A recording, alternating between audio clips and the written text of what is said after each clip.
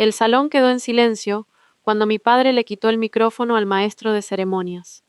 Mateo y yo acabábamos de acercarnos al pastel. Él aún sostenía el cuchillo de plata cuando la música se detuvo y 117 invitados miraron hacia la mesa principal sin entender nada. Mi padre, Rafael Navarro, sostenía un sobre color crema con una mano. La otra le temblaba tanto que el micrófono golpeaba suavemente contra su anillo. Mi hermana Valeria estaba junto a él. Sonreía, pero no era una sonrisa de felicidad. Era esa sonrisa rígida que aparece cuando alguien sabe que una puerta está a punto de abrirse y teme lo que hay detrás. Antes de que esta noche continúe, dijo mi padre, tengo que corregir una mentira que esta familia permitió crecer. Mi madre dejó caer el tenedor. Valeria dio un paso hacia él. Papá, este no es el momento. Él no la miró. Sus ojos estaban clavados en mí. Es precisamente el momento, respondió. Porque hace 23 días acusamos a Lucía de algo que pudo destruir su vida. Y esta noche todos van a saber por qué lo hicimos. ¿Y qué encontramos después? Al fondo, la coordinadora puso una mano sobre la puerta lateral. Detrás del cristal opaco esperaban dos siluetas. Valeria palideció. Yo apreté la mano de Mateo bajo la mesa. Sabía que mi padre había descubierto algo, pero no sabía cuánto. Tampoco sabía qué contenía aquel sobre. Solo sabía que, si pronunciaba el nombre equivocado, mi boda terminaría de una manera que nadie podría reparar. Me llamo Lucía Navarro, tengo 31 años y trabajo como supervisora de calidad para una empresa que distribuye material médico a hospitales. Hasta 3 semanas antes de mi boda, mi mayor preocupación era que lloviera durante la ceremonia al aire libre. Después, mi preocupación pasó a ser otra: demostrar que no era la traficante que mi propia hermana decía que era. Todo comenzó un martes por la noche. Mi madre me llamó y me pidió que fuera a casa de inmediato. No quiso explicar nada. Cuando llegué, encontré a mis padres sentados frente a frente en la mesa del comedor. Valeria estaba junto a la ventana con los brazos cruzados. Nadie había servido café. En mi familia, una conversación sin café nunca anunciaba nada bueno. Mi padre señaló la silla vacía. Siéntate, Lucía. ¿Qué pasó? Eso queremos que nos digas tú. Valeria colocó su teléfono sobre la mesa. En la pantalla había una fotografía tomada dentro del pequeño almacén que yo rentaba para guardar muestras de trabajo y varias cajas de decoración de la boda. Sobre una mesa metálica se veían 3 bolsas transparentes con pastillas, 2 frascos sin etiqueta y varios fajos de billetes. Me quedé mirando la imagen. Reconocí la mesa, la lámpara rota y una de las cajas con nuestras iniciales. Pero jamás había visto aquellas bolsas. ¿Qué es esto? Mi padre golpeó la mesa con la palma. No nos insultes fingiendo que no lo sabes. Mi madre comenzó a llorar en silencio. Valeria se acercó a ella y le puso una mano sobre el hombro, como si fuera la única persona inocente de la habitación. Yo tampoco quería creerlo, dijo mi hermana. Pero escúchenme, ella vende drogas. La seguí después de que mamá me contó que salía de madrugada. Vi hombres descargando cajas. Luego entré al almacén y encontré eso. ¿Entraste a mi almacén? Para ayudarte. No tienes llave. Valeria bajó la vista apenas un segundo. La puerta estaba abierta. Mi padre deslizó otra fotografía. En ella aparecía yo junto a una camioneta blanca, entregándole una caja a un hombre con uniforme azul. Era una entrega normal al Hospital San Gabriel. La caja contenía catéteres y guantes quirúrgicos, pero el ángulo de la imagen hacía que pareciera un intercambio clandestino. ¿Vendes drogas?, preguntó mi padre. No gritó. Habría preferido que gritara. Lo dijo con una calma fría, como si ya hubiera dictado sentencia. No. Entonces explica las pastillas. No puedo explicar algo que nunca puse ahí. Siempre tienes una respuesta, intervino Valeria. Esta vez también tendrás que explicar por qué hay dinero en efectivo y por qué haces entregas de noche. Le expliqué mi trabajo. Le recordé a mi padre que los hospitales recibían pedidos de emergencia a cualquier hora. Le pedí que llamara a mi jefe. Nadie quiso escuchar. Valeria tenía fotografías, yo solo tenía palabras. Mi padre se levantó y se quitó las gafas. Hasta que aclares esto, no pienso acompañarte al altar. Sentí que algo se rompía dentro de mí, pero no le di a Valeria el gusto de verme llorar. Entonces habrá una silla vacía, dije. Tomé mi bolso y caminé hacia la puerta. Valeria me siguió hasta el pasillo. Cuando estuvimos lejos de mis padres, su voz cambió. Ya no sonaba preocupada. Cancela la boda, Lucía. Me volví hacia ella. ¿Por qué haría eso? Se inclinó lo suficiente para que solo yo pudiera escucharla. Porque las fotografías son el menor de tus problemas. Alguien ya llamó a la policía. Entonces sonrió y cerró la puerta en mi cara. Mateo me esperaba en el automóvil. En cuanto vio mi cara, apagó el motor. Le conté todo, las fotografías, las pastillas, la acusación de mi padre y la amenaza de Valeria. No me interrumpió. Cuando terminé, tomó mi teléfono y llamó a Camila Serrano, mi mejor amiga de la universidad y abogada penalista. Camila fue tajante. No vayas sola al almacén, no toques nada, no intentes limpiar ni mover las cajas. Si alguien plantó sustancias, también pudo dejar huellas, cámaras o algo peor. Nos encontramos con ella 40 minutos después. Camila notificó a las autoridades antes de que nosotros entráramos. Yo sabía que aquello podía ponerme directamente bajo sospecha, pero esconderlo habría sido mucho peor. La inspectora Elena Mora llegó con 2 agentes. Revisaron el lugar mientras yo esperaba fuera, bajo una luz blanca que parpadeaba sobre la puerta. Cada minuto parecía una hora. Finalmente, Elena salió con varias bolsas selladas. Encontramos analgésicos controlados, dijo. También dinero, pero aún no sabemos si es auténtico o si tiene relación con las sustancias. No es mío. Eso tendrá que demostrarse. La frase cayó como una piedra. Elena me preguntó quién tenía acceso al almacén. Le dije que solo Mateo y yo conocíamos el código. Después recordé algo. 2 meses antes, Valeria se había ofrecido a guardar allí los centros de mesa de la boda. Yo le había creado un código temporal para que pudiera entrar una tarde. Lo cancelé esa misma noche. El administrador revisó el sistema. A las 2:17 de la madrugada del domingo anterior, la puerta había sido abierta mediante el mecanismo manual de emergencia. Ningún código había sido utilizado. Para hacerlo se necesitaba la única llave física, la misma que meses atrás yo había dejado en casa de mi madre. La llamé delante de Camila. Mi madre juró que la llave seguía guardada en un cajón y que nadie la había tocado. Quise creerle, aunque tardó demasiado en responder. La cámara del pasillo no ayudó. Alguien la había desconectado durante 19 minutos. No rompió cables ni dejó daños. Simplemente abrió la caja eléctrica con una llave de mantenimiento y bajó el interruptor correcto. Quien lo había hecho conocía el edificio o había recibido instrucciones muy precisas. Al día siguiente, la policía registró oficialmente mi lugar de trabajo. La denuncia anónima decía que yo usaba entregas hospitalarias para mover medicamentos ilegales. El texto mencionaba mis horarios, la matrícula de mi vehículo y el número exacto del almacén. No era una acusación impulsiva. Alguien había reunido información durante semanas. Mi jefe, el doctor Salcedo, me suspendió con goce de sueldo mientras investigaban. No me culpó, pero pidió que entregara mi credencial frente a todos. Cuando salí del edificio, 2 compañeros dejaron de hablar al verme pasar. El rumor llegó a la familia antes que yo. Una tía canceló su asistencia a la boda. La prima de Mateo le preguntó si estaba seguro de casarse conmigo. La florista llamó para confirmar que su pago no procedía de dinero extraño. Cada conversación me quitaba un pedazo de dignidad. Valeria, en cambio, se comportaba como una hermana preocupada. En el chat familiar escribió que rezaba por mí. Le dijo a mi madre que no debían abandonarme aunque hubiera cometido un error. Esa frase fue peor que una acusación directa porque convertía mi inocencia en una etapa de negación. Mateo quiso publicar un comunicado, pero Camila nos lo impidió. La persona que hizo esto quiere que reaccionen, dijo.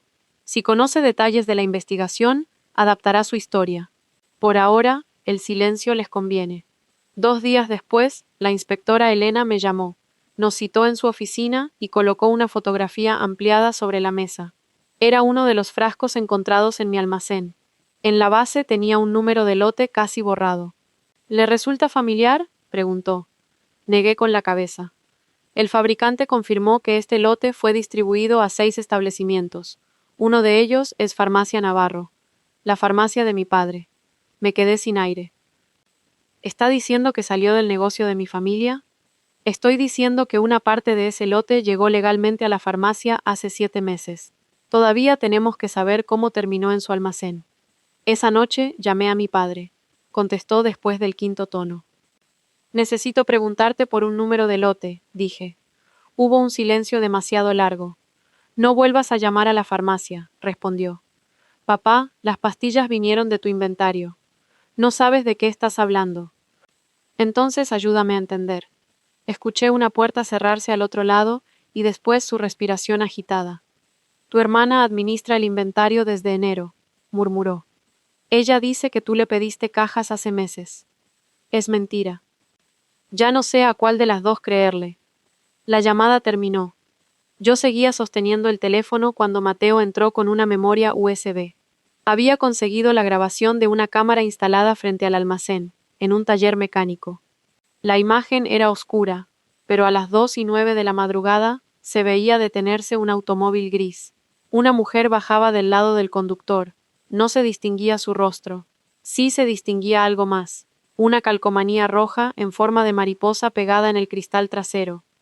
Valeria tenía la misma calcomanía en su automóvil. Pero cuando la inspectora fue a buscar el vehículo, descubrió que mi hermana lo había vendido esa misma mañana. Durante nuestra infancia, Valeria fue la hija que necesitaba protección y yo la que podía arreglársela sola. Si ella suspendía, culpaban al profesor. Si yo obtenía la segunda mejor calificación, preguntaban por qué no había sido la primera. Tardé años en comprender que llamarme la fuerte era una forma elegante de decir que mis necesidades podían esperar. La farmacia llevaba 34 años en la familia. 2 años antes, mi padre me pidió revisar sus cuentas por diferencias entre compras y ventas. Encontré faltantes pequeños, siempre redondeados y registrados durante los turnos de Valeria. Se lo dije en privado. Mi padre cerró la carpeta. Tu hermana está pasando por una etapa difícil. No conviertas un descuido en una acusación. Nunca volvimos a hablar del tema. Ahora busqué aquella carpeta en mi computadora. Los patrones antiguos coincidían con las fechas en las que habían comenzado a desaparecer medicamentos controlados.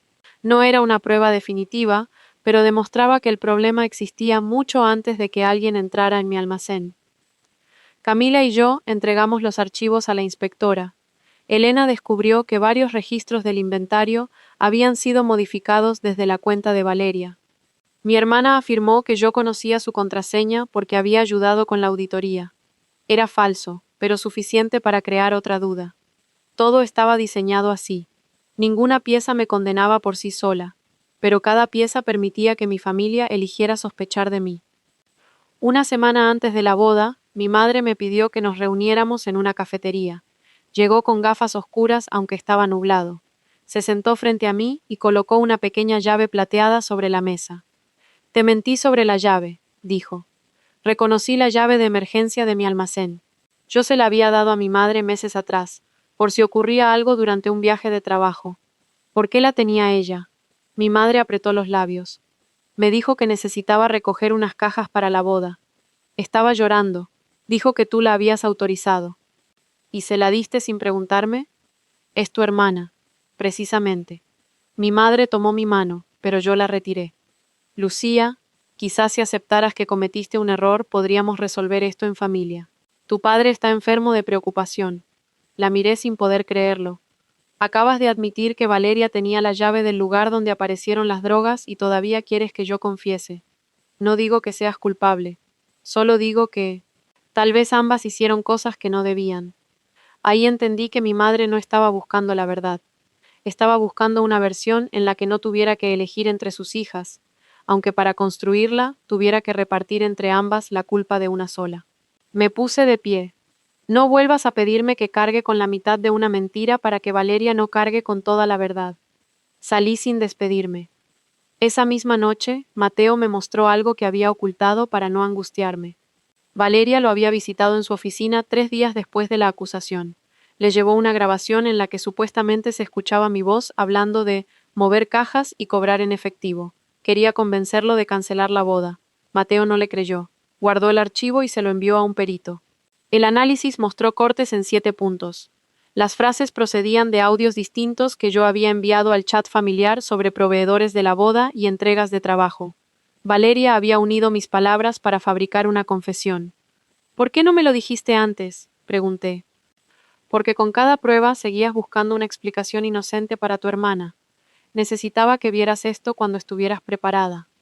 Sentí rabia, no contra Mateo, sino contra mí misma. Él tenía razón. Una parte de mí seguía buscando una salida para Valeria. Quizá porque aceptar que mi hermana quería enviarme a prisión era más doloroso que cualquier castigo. El peritaje vinculó el archivo manipulado con los adjuntos de la denuncia anónima. Conservaban el mismo identificador de dispositivo y la misma licencia de edición. Faltaba demostrar quién utilizaba aquel equipo, pero ya no parecía una coincidencia. La noche anterior a la boda, recibí una llamada de un número desconocido. Era mi hermana. «Todavía puedes detener esto», dijo. ¿Detener qué? La boda, la investigación, todo. Tú comenzaste todo. Valeria guardó silencio. Al fondo escuché la voz de un hombre. Reconocí a Esteban, su novio. «No sabes lo que él puede hacer», susurró ella.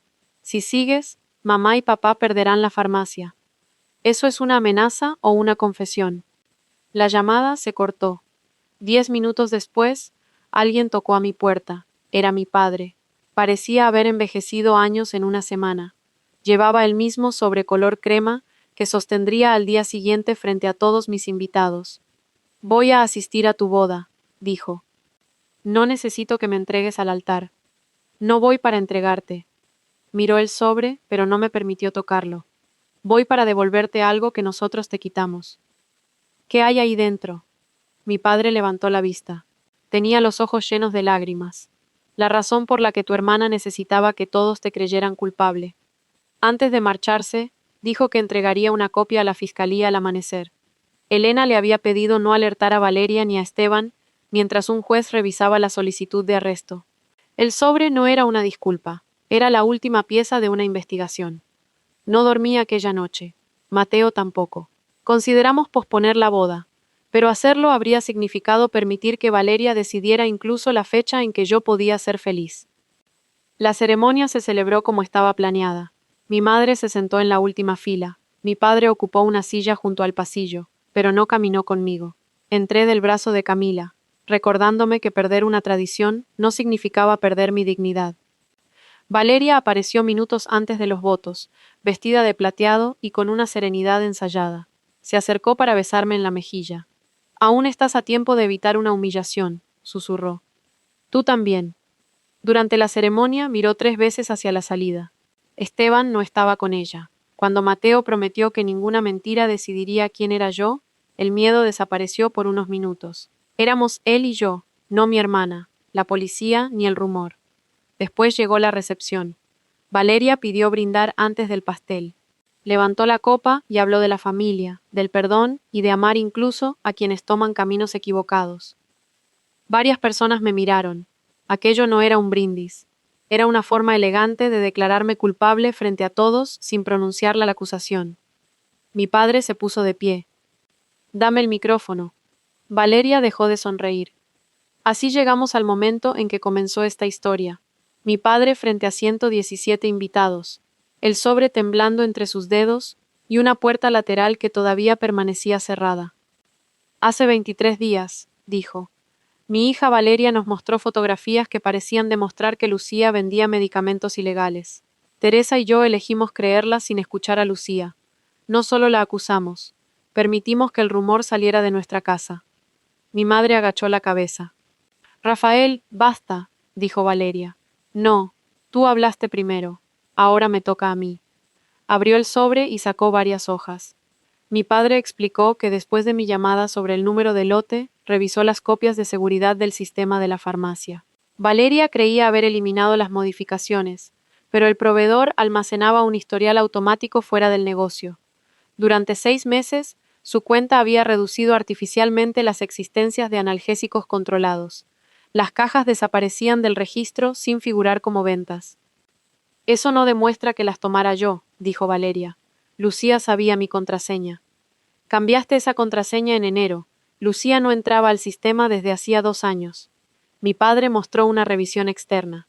Las fechas de los faltantes coincidían con depósitos a la empresa de eventos de Esteban y con grabaciones en las que Valeria le entregaba cajas de la farmacia. El murmullo de los invitados creció. Valeria miró a mi madre. «Dile que se calle». Mi madre no se movió. Mi padre sacó entonces su teléfono. Anoche fui a casa de Esteban, continuó. Quería escuchar una explicación antes de entregar todo a la fiscalía. A él no lo encontré.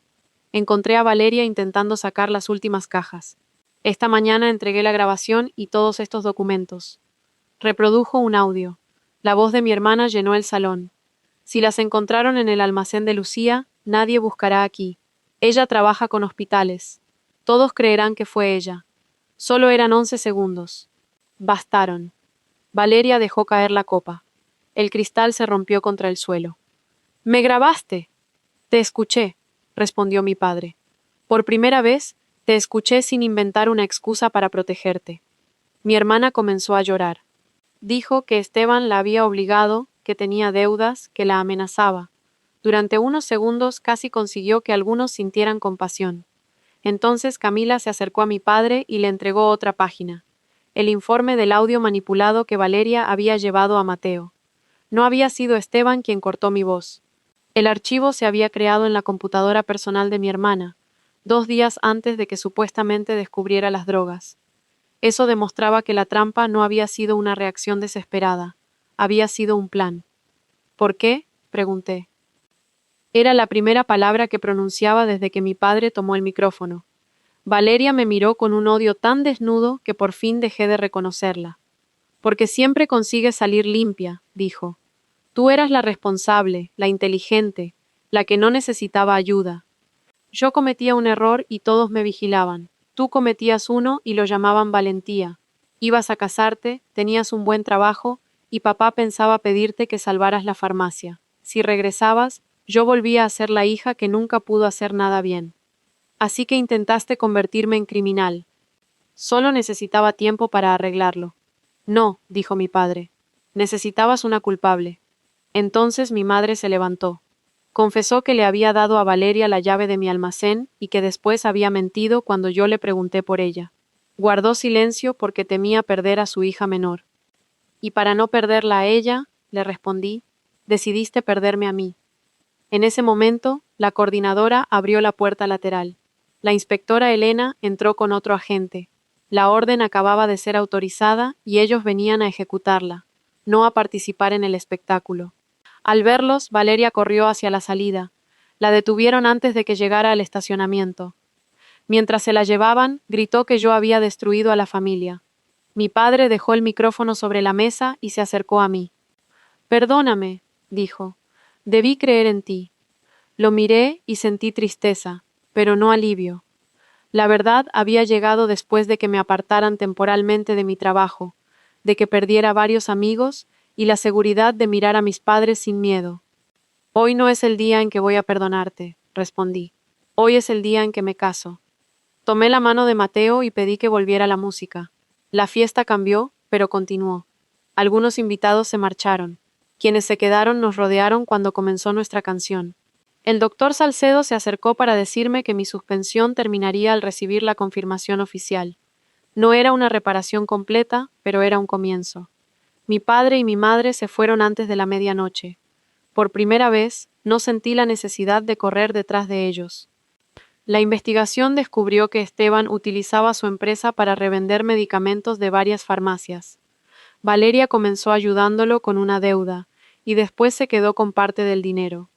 Cuando mi padre quiso pedirme ayuda con el inventario, ella supo que yo descubriría los faltantes.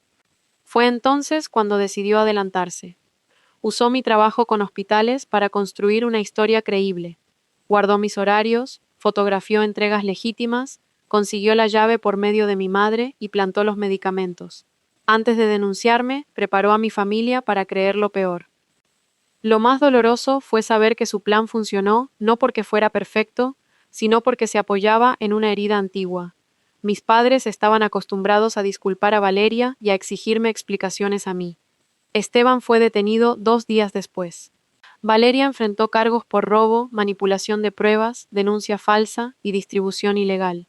La farmacia cerró varias semanas y mi padre pagó sanciones por sus fallas de control. Por fin comprendió que proteger a una hija no significa evitarle las consecuencias.